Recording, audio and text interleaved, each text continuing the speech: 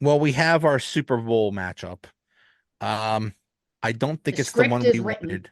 The script is yeah. Script writers are just started working on the Super Bowl script. Uh, I think the script we all wanted was who Chiefs and maybe Chiefs and Lions. I think that's the script we all wanted. Yeah. Uh, poor Lions. Oh Yeah. man. When that first half, I'm like, I don't want to jinx this, but I think it's happening. And then, I know. I know. yeah, just I, it was heart wrenching. It's like you look at that franchise. They've never been to a Super Bowl. 66 years since their last title, Yeah. and most of those fans legitimately had never seen it.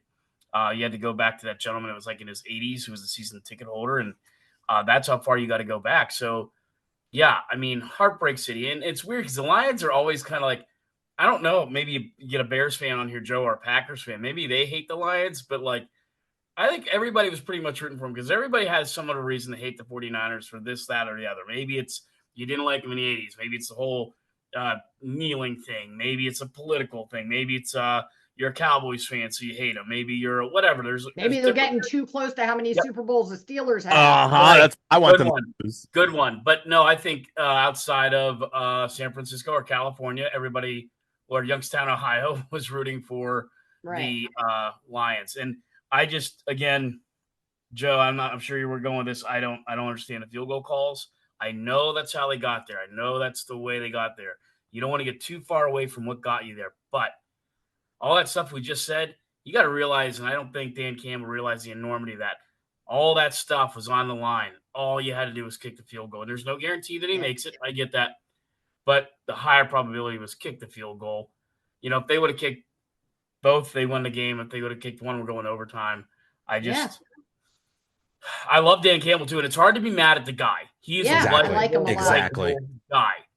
He's a likable guy, but it's like, oh no, kick the field goal, and I yeah, struggle with the logic when you're up by so much. Do you know what I mean? When you're up by so much and then you're going to make that very aggressive play call, I struggle with the logic. Like, I could understand if the game were close, if they felt like the 49ers were catching them. Do you know what I mean? If any of those things would happen. But I kept saying they're not playing the teams that they were playing during the regular season. Like, this is not the same caliber of team that you were going against. The 49ers have a really good defense, and you can't take this lightly. Do you know what I mean? So if you're going to look at probability and statistics and all of those things for the likelihood of making this fourth down conversion, you have to also consider your opponent and who you're going with. You know what I mean? This is not the Chicago Bears or some other, the low Bengals. grade Minnesota Vikings And or somebody. this isn't week 6. Right, This is the right. This is the conference playoffs. championship to go, and Right. not even just a playoffs, the conference championship to go to the Super Bowl. You Yeah. gotta reconsider You don't things. leave points. Yeah,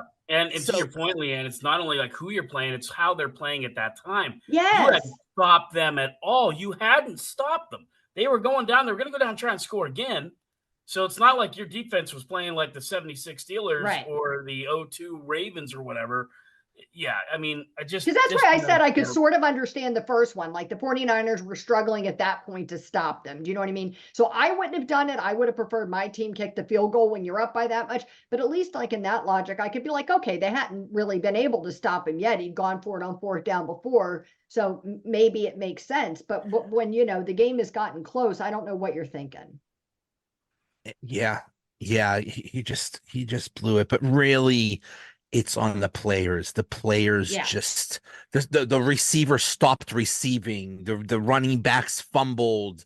They choked. They got caught up in the moment and they choked. And that's why people like Mahomes are who excel in the playoffs. Yeah. That's just it's just a whole other level when you are in the playoffs as opposed to the regular season. And it's so impressive when you could rise up to the occasion. Yeah. And you know who else didn't rise up to the occasion? Lamar Jackson.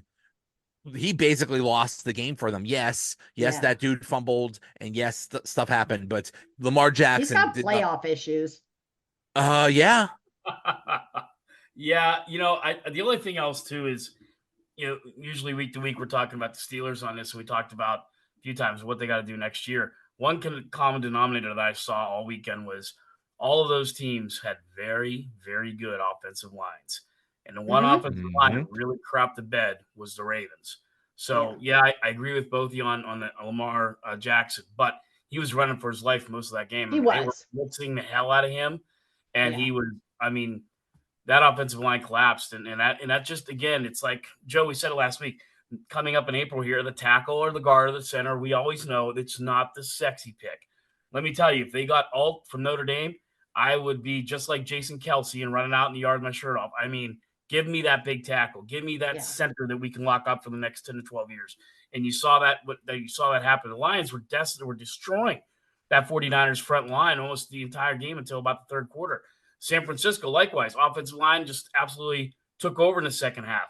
And then, of course, the Chiefs' offensive line, although penalties were drawn and whatnot, they still took care of that Ravens defense very well. It felt like the Ravens went away from what had kind of gotten them there to begin with. And it felt like they had shifted this year, this focus from like, everything is Lamar. Lamar is running. Lamar is this. Lamar is everything. That's our offense. It felt like they really did make that effort this year to shift towards having more of a passing game, having more of a balanced offense. And I don't know if they got anxious because they were down or the game plan changed because of what they thought that Kansas City was going to do, but it felt like they got away from what had worked for them all year, and they were back to like the old Ravens of putting everything on Lamar's shoulders. And he's got receivers; But they needed to use them. there were times when Lamar could have run. I mean, look at what helped the 49ers in their second half is Brock Purdy just started running like crazy. And they didn't have an answer for that. Lamar like almost refused to run. Like, bro, you're the best runner there is. If that's what it takes to win, that's what you do. Run, man. Even Tony Romo said that. Yeah. But then other times he's doing mad stuff like throwing the ball to, I mean, like all the crazy stuff that he does. Do you know what I mean? And then the simple things that have made them so effective, they just weren't doing those things. Yeah, midway through the first quarter, he took off for 36 yards, and I thought that was going to be there. You go. A little bit more of that, Joe, like you're saying, the rest of the game, and we didn't. And Brock Purdy surely doesn't run as pretty as Jackson does, but he got it done. And yeah, I think they got away from that. I posted too, and I thought the Ravens receivers were having a little bit of case of the dropsies like they did in week 5 versus the Steelers, which essentially cost them that game and basically put the Steelers, they didn't know it at the time, in the playoffs, how many weeks later. But that didn't help. I mean, Zay Flowers, bad game, and then the kid hits his hand off the bench and slices it, and he's out. Their number one receiver. I mean, it couldn't have gone worse for the Ravens. And for a lot of Steeler fans, that's okay. Right. Don't want to take any pleasure in anybody else's demise, but I wasn't, sitting there jumping up and down. But I mean, you would have thought, I would have thought the Ravens would have presented a much better, stronger defense, much better play out of that quarterback. I mean, the Ravens, I thought, were the best team going in. I thought they were the hottest team. I thought they were going to be there. And you know what their problem was? They were too good. They were too good. They never, except for the Steelers, who gave them a game, and I think they lost to Indianapolis too, which was like a fluky game. They basically rolled over everyone else, including the Detroit Lions and the 49ers. Exactly. And you know why? They rolled over the 49ers and the Lions? Because the Lions and the 49ers have never experienced Lamar Jackson. Right. Steelers. That's why I said the only teams that were going to give the Ravens trouble in the playoffs are the Steelers and the Browns because they're used to him. But I mean the Chiefs are on another level, and for some reason the Ravens game plan was to not run at all. And that was your strength, one of your strengths all year. The number one rushing team in the league. Really curious. Number one rushing team. Well, that's what I was saying. They went from only running to this kind of like new balanced offense where they were passing some, they were running some. And I think it unsettled teams that are familiar with the Ravens because it's not what you're used to seeing. And then all of a sudden, I understood like some of the complaints the Ravens fans had. Like, I think like all those things can be true. Like some of the play calling was questionable. Do you know what I mean? There was some things that were wonky or whatever that didn't go their way. But by that same token, you can't ignore the fact that they pooped the bed. I mean, they just did. They didn't execute. Clearly some pass interference calls missed. Yeah. So if anyone who's screaming at the Chiefs get where Mahomes in particular gets preferential treatment, they have a little bit of a leg to stand on because it was pretty bad. But Oh I yeah. would agree with you. I don't think there was a lot that would swing it all the way. I mean, that was the Chiefs defense too. Again, I mean, he started hitting Mark Andrews there early. It looked like we might see a good tight end matchup, but then they just adjusted the safety and brought the corner over, and Andrews was pretty much nullified after that. Great adjustment by the Kansas City Chiefs. And and that's the thing. I mean, we talk about Belichick, you talk about Chuck Noll, or you talk about all these guys, and Andy Reid's got to be in that conversation. I mean, he just Oh yeah. and here's the thing: the Chiefs had every reason to kind of suck this year. 10-6, receivers are dropping balls. They had the most penalized player in the league on their right side of their line. I mean, it was, Butker up and down a little bit, Mahomes up and down a little bit. And yet here they are. They pull it together. He goes and beats Josh Allen on the road, beats Lamar Jackson on the road. Now they're at the Super Bowl. They did it all on the road this time. It wasn't, oh, he gets all the home games. What's he going to do? What's he going to do on the road? He kicked the butt on the road. Right. He did that too. Steelers, right? The year we were talking about, they get a Super Bowl 40. Yeah. They had to go on the road and beat teams that nobody thought they each week. And I think, I don't care what anybody says, that fires people up. Mahomes wanted it. That fired the Steelers up. They've all talked about it. Joey Porter's talked about it. They all said how that pissed them off, and what'd they do? I think it boosts your confidence so much as a team. You know what I mean? You're like, yes, we can do this. Nobody believes in us, and we're the underdog. And I mean, the Steelers said it back then, and I think that's a bit of what happened to Kansas City. I think people started counting them out. They looked like they self-destructed early in the season, like you said. I think people started to count them out, and they weren't willing to have that. I remember Hines Ward. I don't know who it was. It may have been with like Ron Cook or somebody, but I remember they were interviewing him, and they're like, "Are you mad that you can't wear the blacks?" He's like, "No, we want the white jerseys. We've got here in the white jerseys. We want to play in the white jerseys." So, I don't get to really choose, but the Chiefs, I can see them wanting to play in the whites. Whenever athletes say, "Oh, we don't hear the outside noise, we don't hear the trash talk or whatever," that's a complete lie. They hear all of it, and it motivates the heck out of them. How about the Lions? That idiot was waving at CJ Gardner-Johnson. He was waving in the second quarter, like they already won the game. Yeah, no, don't do that. Don't do it, bro. That's what's still. I know there's a lot of people that poo-poo the NFL for this, that, and the other thing, and the NFL is not perfect by any means, but it's exciting enough still that even if it's 24-7, don't count them out just yet, because that's just the way this league's built. That's the way guys step up. The coaches are good. They're smart. They make adjustments, and there you go. And here you look at that. Yeah, you look at that game, and I think the 49ers figured out that they couldn't stop St. Brown. He was killing them the first half. They obviously made some adjustments for him, came back and shut him down. And then the Lions were the ones who were like, oh, now we don't know what else to do. Do you know what I mean? That guy Reynolds, I think is his name, that was getting targeted more because of St. Brown was dropping the ball. You know what I mean? I just think that they thought that, they had this surefire thing and this connection between the two of them. And then when he was getting double teamed, all of a sudden they were stumped. Another thing the 49ers did, which was kind of shocking, was they're down they're down, 2-3 scores, and they're still running it in the second half. I thought they were supposed to be pass happy or whatever. It's like, well, they took away the run because we're behind. Like, we're just gonna keep running. We have the best running back on the planet. We'll just keep running. Right, keep running. Yeah. To me, that should be the NFL MVP. He's been my choice for NFL MVP all year, and he, proved it again. He looked great yesterday. Didn't have a huge statistical game, but he did what MVPs do. He scored and put the team on his back when he needed them to in the red zone, and here they are back in the Super Bowl again. So, yeah. He put my fantasy football team on his back and took me to a championship. The championship game I lost in the end because I also got cocky, but still, Christian McCaffrey had an amazing year. Yeah, he really did. And I passed on him, but Isaac Pacheco had a good year for me, and some other guys like that. And I was like you, I lost in the conference championship, and had I won, I would have wiped both teams in the championship game the next week. Isn't that the way it always goes? I hate when that happens. I know. But yeah, all in all, I was glad we had two pretty good games. The NFC game much better than the AFC, but here we go for a Super Bowl, and it's two good teams. I really feel like the two best teams, well, the two best teams right now got there. The 49ers are the best team pretty much all year, one or two in the top.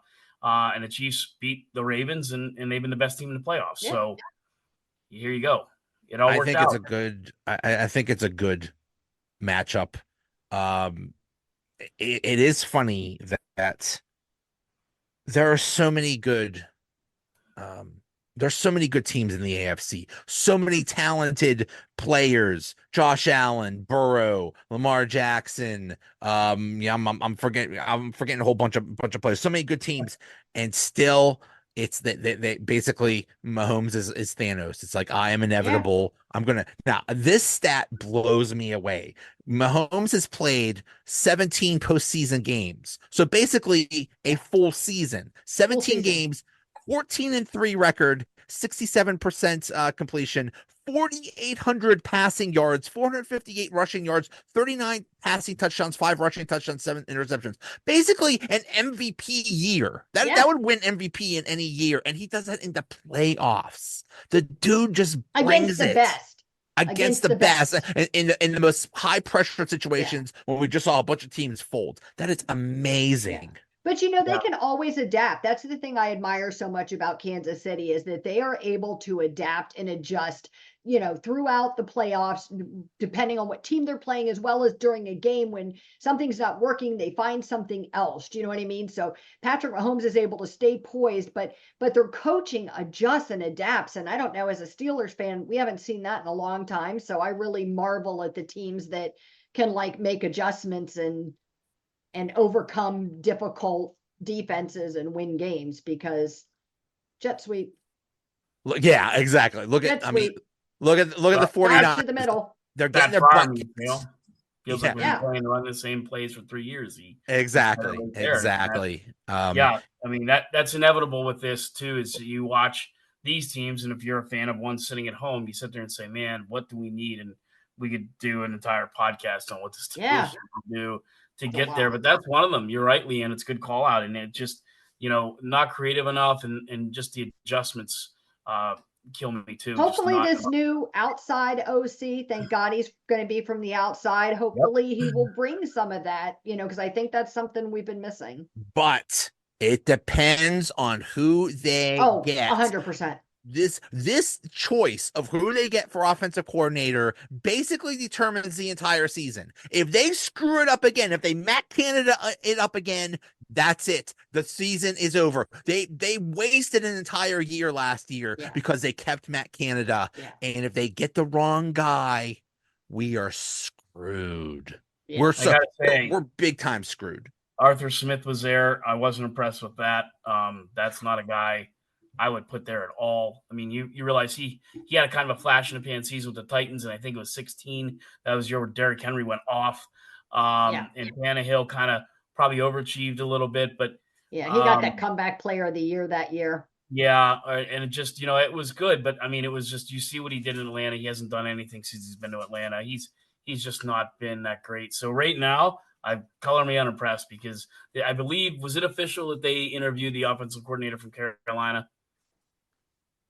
Thomas Brown or whatever his name is. Yes. That was official. Worst offensive in the league last year. What? And you can say, well, the players. But some of that is really ownership. I mean, there's big issues in Carolina that are hard to put on just the offensive coordinator. And I don't buy into that. Well, he had the worst offensive team. Well, he may have, but if you really want to impress me, take that crappy team and make something of it. Carolina finished 28th overall. I think they were 20th in points per game or something. Finished in the top 15. Then I'd like to hear from him. Then I'd like you to interview him. If he took nothing, he made something out of it. But he just. My big concern about Arthur Smith is that one of the criticisms of his has been how he's squandered these high draft picks he got, in Atlanta during his 3 years, that he got these remarkable players and didn't develop them, to reach their potential. And we're talking about bringing this man in to try to shift the development of Kenny Pickett and make him a franchised quarterback. And this is somebody that couldn't work with the talent he was handed. So why is he going to work with our damaged talent and make something of it? Do you know what I mean? That's the thing about him that concerns me the most. It's Yeah. frightening. It is really frightening. And I have a feeling I could just feel it. I could just feel they're gonna hire Arthur Smith.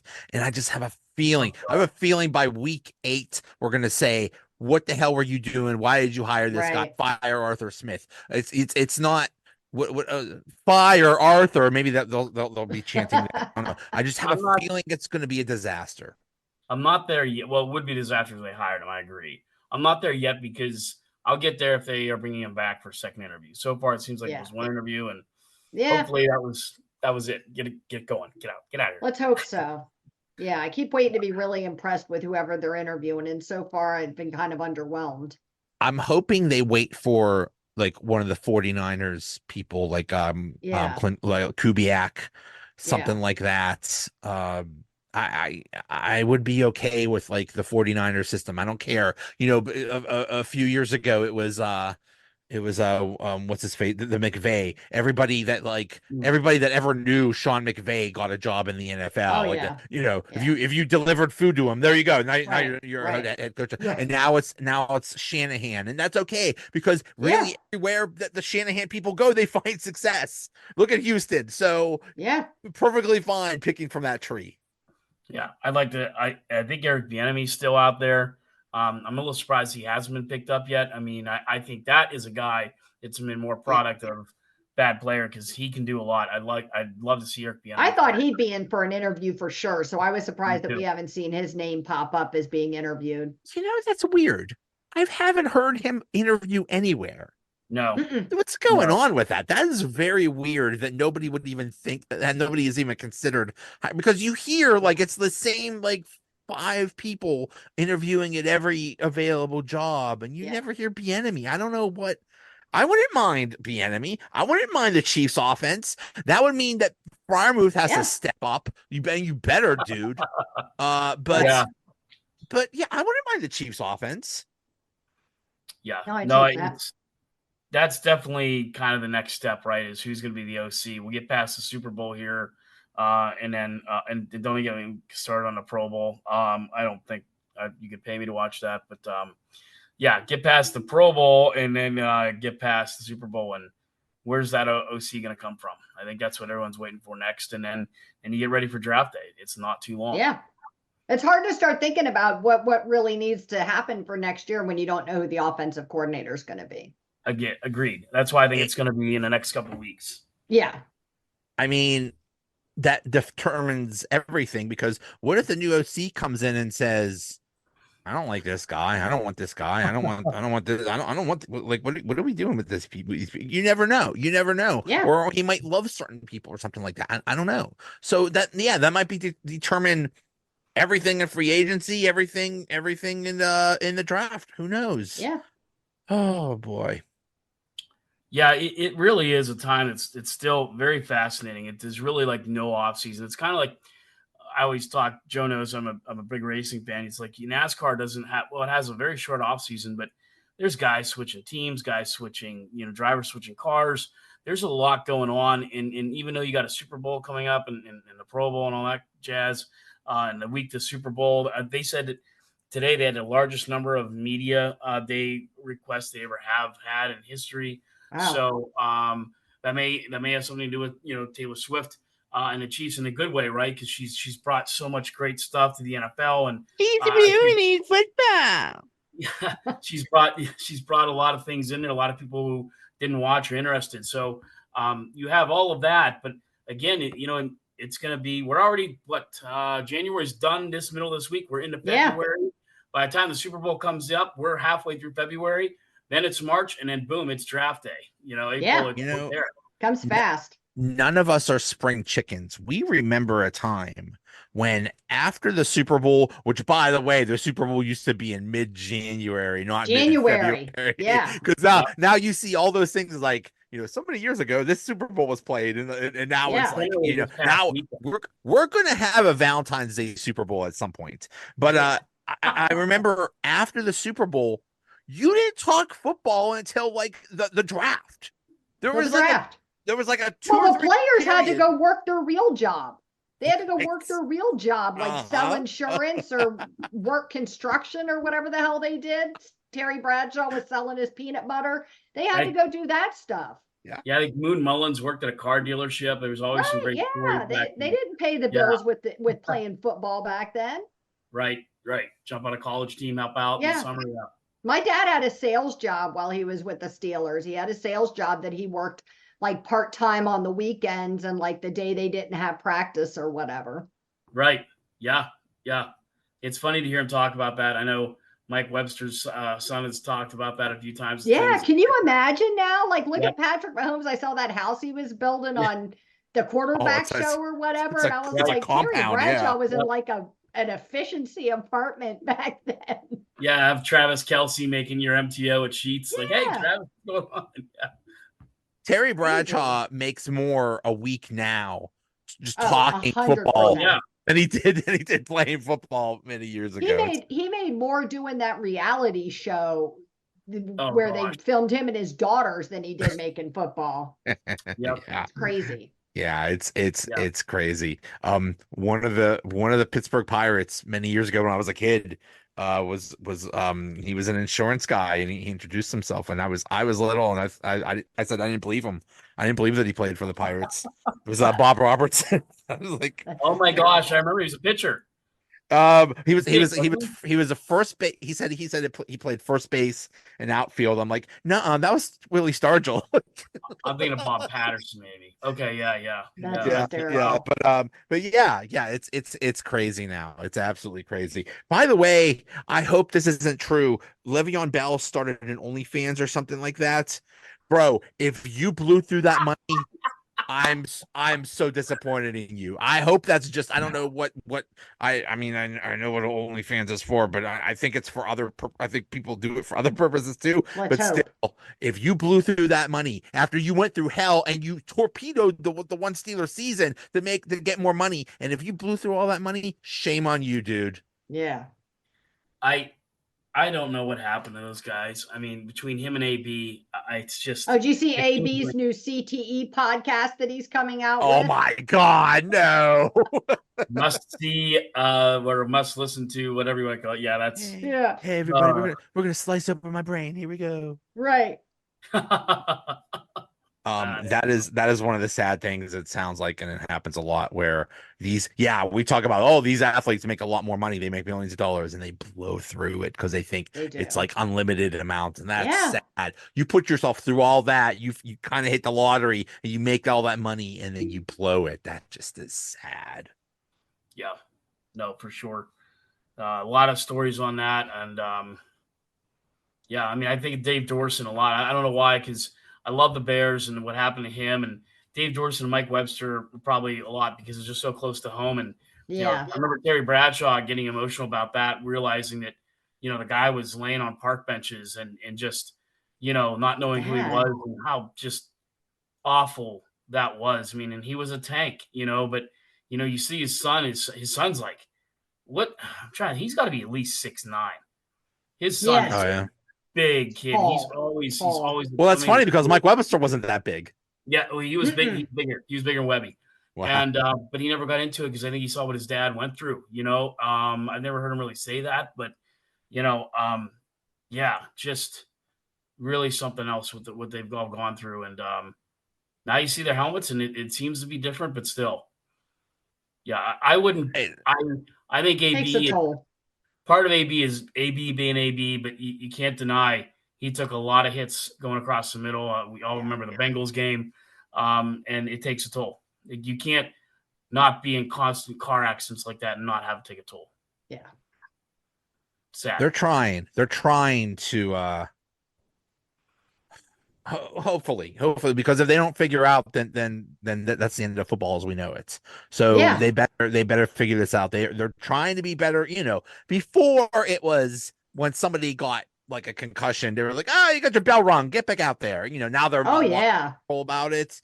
So we'll see. I think if the NFL really wants to fix it though, they have to come up with some kind of method whereas the defense can play defense and still tackle people. Do you know what I mean? It can't just be, well, we're going to let the guy catch. He's going to get the yardage anyways. Either he's going to catch the ball or he's going to get the penalty. Do you know what I mean? Because you touch him. So I think they got to find a way to balance that out somehow so that defenses can still do their jobs. Do you know what I mean? And while the offensive players are protected.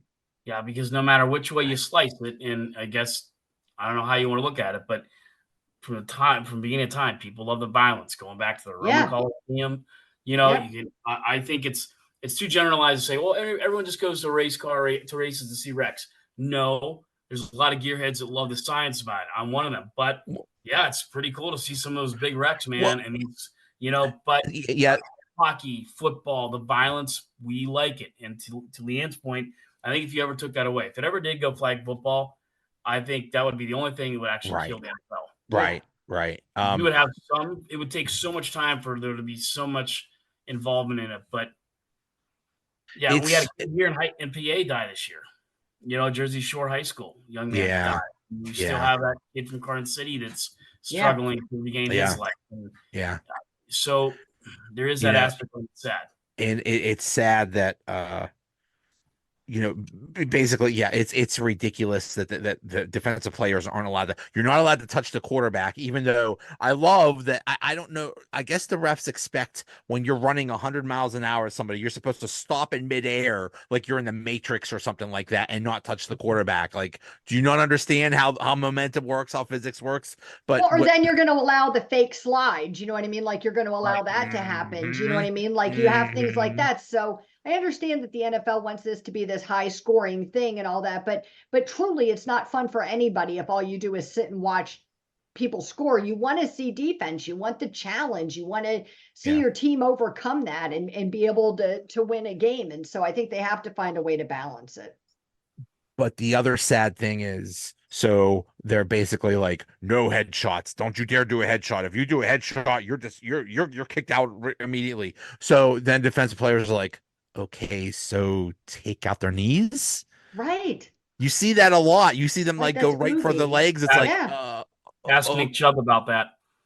You know, ask Nick Chubb about that. And Joe and I were talking about memorable moments from this year, Leanne. I think was it last week or week before, Joe? And I kind of thought, you know, the compassion that Steeler fans showed Nick Chubb when he got hurt that night. You know, it's quiet.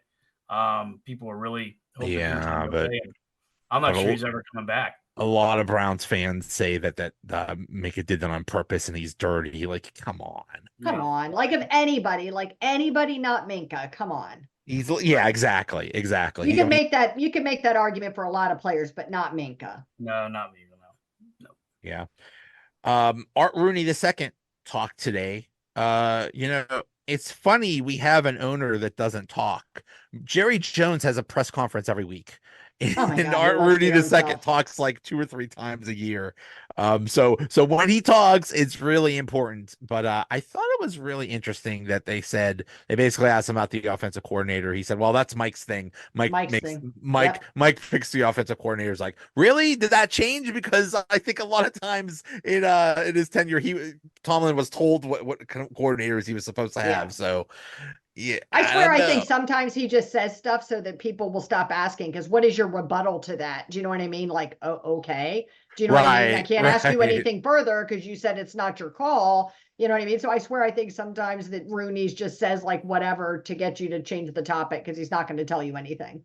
I think there's some truth to that, but I think part of that truth, though, is that I still feel this way just from the things you see, what Joe just said about how often you hear from him. I think Dan was much more involved than Art is.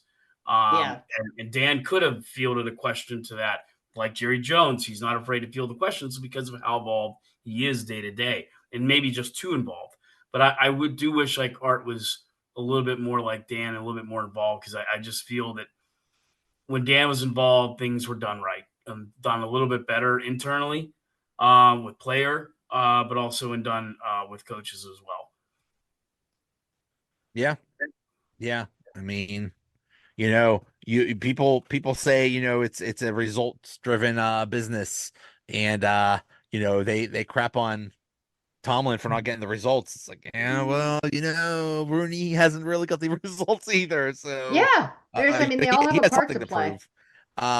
He said today We've had on the urgency to win in the playoffs. We've had enough of this. It's time to get some wins. It's time to take these next steps. There is some urgency there for sure, and it sounds like he is.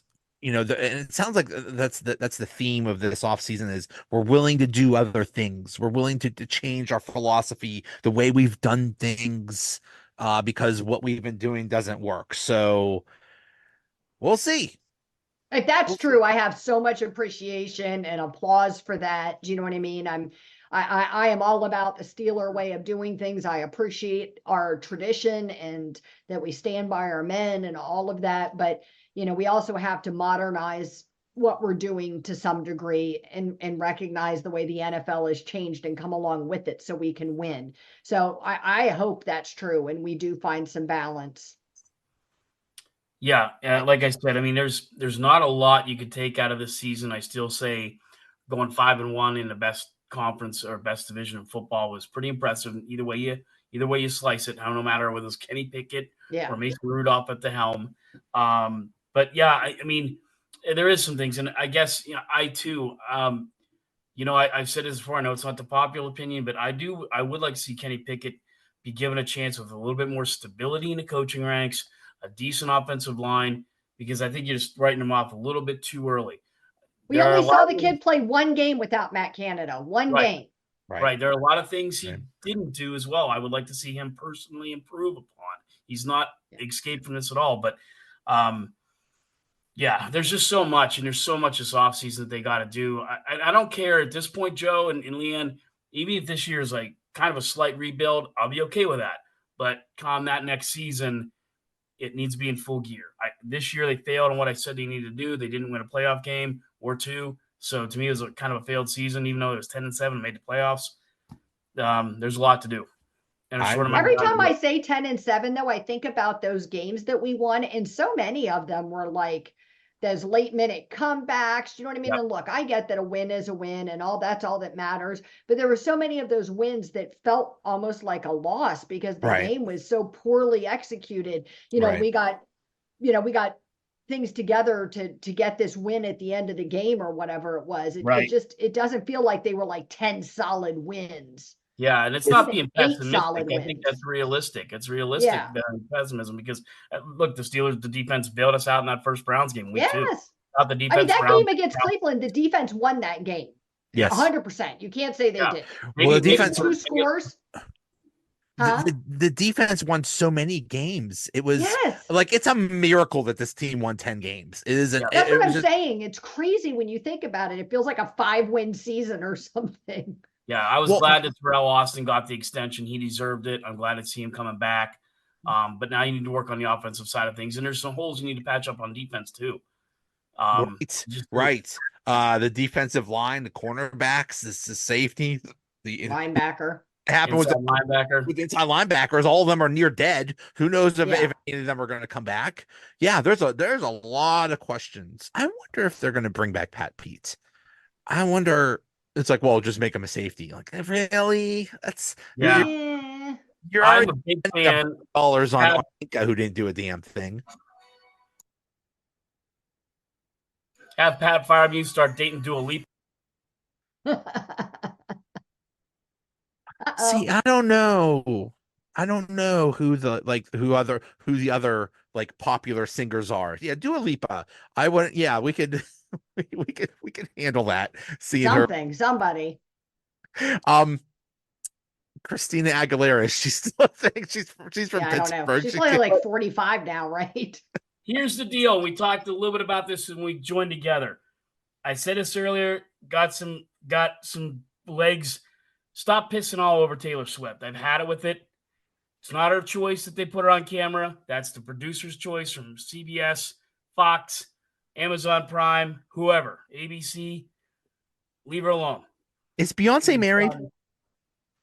Beyonce, I have no idea. Beyonce is married. Okay, so she's married to somebody. Miley Cyrus. Here we go. Somebody could date Miley Cyrus. She's super cute. The whole Taylor Swift thing, guy. What is your problem?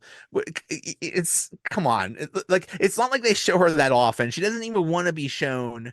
What did Darren say? It's like 31 seconds or something. I mean, come on. Well, going into playoffs, it was 25 and a half.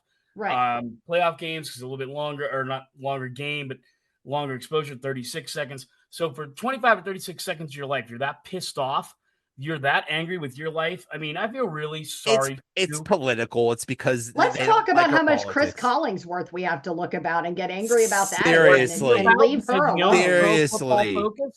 He owns Pro Right. Football Focus, and then God knows if Pro Football Focus puts out a grade, oh my God, well, that's it. I have some news for you. Pro Football Focus is just so far, they do some things very well, but a lot of it is so slanted and not take a look at everything in totality that it's not as great as you think it is. Yeah, no, it's It's not. just so funny Well, that they're problem supposed to you be have- based on analytics and numbers, and they're so biased, especially against the Steelers. It is laughable. Yep. I don't care. I mean, I love the story that there's a lot of young ladies and young guys who've never watched a damn game of the NFL in their life. And because of her, they've been watching some games. So Yeah. what? So now you can sit down on the couch when you couldn't with your daughter and watch a football game and she enjoys it. You're going to complain about that? If that's as much as your life's come to, I'm sorry. Maybe you need to get help. It's Taylor Swift. She's having fun. It's okay to have fun. Who cares? And she's the biggest pop star in the world. It's just like we were talking about. Remember Cyndi Lauper in the 80s? Every time you turned the TV on, she was somewhere. WrestleMania, Pepsi commercial, the Goonies, arm wrestling contest, the Nathan's hot dog eating contest. Cyndi Lauper was everywhere. She may even sing beside your couch sometime in 1985. She was everywhere. That's the way pop goes.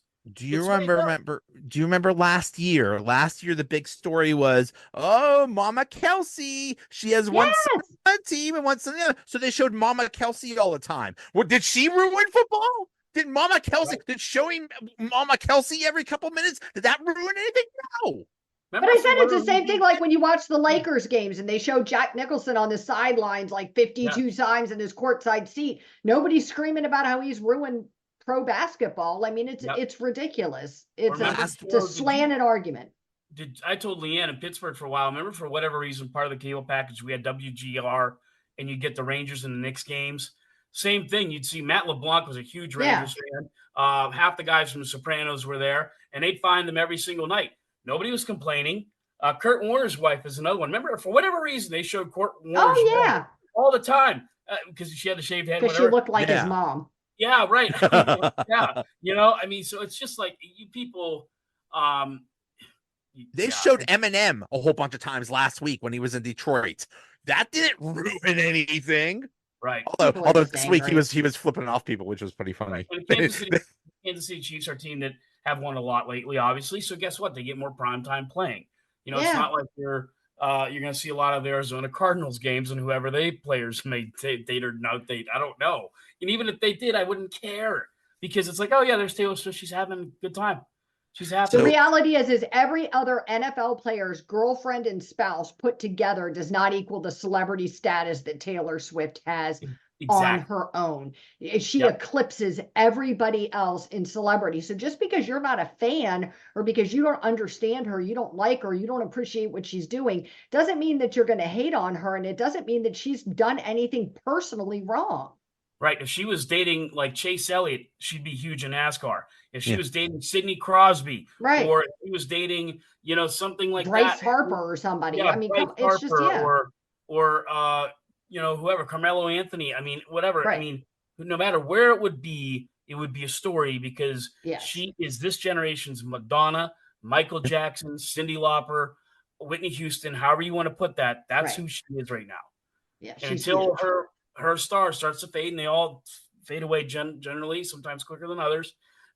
Appreciate what it is now. This is the generation that you're in. And she's not seeking it. She's not, she's not making it all about her. When the cameras are on her, she's like, get away from me. To the Ravens fan that yelled at her yesterday, you're ruining football, you're a despicable. Yeah. You're a despicable jackass. Well, I mean, all Ravens fans are jackasses. But she is not ruining football. You're ruining football with that outlook on life. And even some other, right before that, some other fans said, like, you helped them. And Taylor's like, I didn't do anything.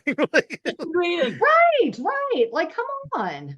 Yeah, it's Um, the whole thing is bad. It's bad. I'm more concerned about the broadcast because it's on CBS and it's going to be Jim Nantz and Tony Romo. Yes, And it Tony is. Romo is getting on my nerves. Oh my And God, what Greg happened to him in Olson- this weekend's game? Oh my And God. Greg Olson and oh my gosh, I'm ugh. gonna forget the other guy's name. They did such a better job on Fox yesterday. I Greg feel so Olson bad for Greg did a great Olson job. because they're going to push him aside because Tom Brady wants to be a broadcaster now. Oh yeah. He's Olson getting does a kicked to the job, curb. and there's like, Well- get out of here. If he does a half decent job, I guess I have to. Did I like Tom Brady as a player? No, but I guess you got to give everybody a shot. But Somebody said this, and I think it would be an amazing idea because Bill Belichick is probably not going to get a coaching job. Which is Um, crazy to me. You know Crazy to what? me. It makes a lot of sense, though. Yeah, I think it's like, why would you not want him? Well, because for one thing, he's kind of sucked without Brady, and for another thing, he wants total control. He Right. does want total control. And And he's he 71. is and he's so old school. All this analytics we're talking about with Dan Campbell, Belichick hates that stuff. So you're gonna Yeah. you're gonna say we're new school, we're doing modern. It's like, and then this guy comes along and says, I don't want those analytics. Right. You're just total. So I kind of get that I get that. but I would love him and Nick Saban doing like the Manning cast. Could you imagine just watching a game That would with be Bill awesome. Belichick? Because Bill Belichick, as curmudgeon as he was on those press conferences, he is actually a wonderful dude to talk to about Yeah. football. He would be He's amazing very smart. in the studio or something like that. That guy is like basically the smartest football guy there is. That would be Yeah. an amazing thing if they wherever he goes, wherever he does, if he just has a studio job or whatever, talking about football, that would be amazing because I'd watch it. he's amazing. All right. Well, Super Bowl predictions. oh, Chiefs. Chiefs. I am never betting against Patrick Mahomes ever again. So you're both going Chiefs. Does that mean I have to go with the 49ers? I don't know.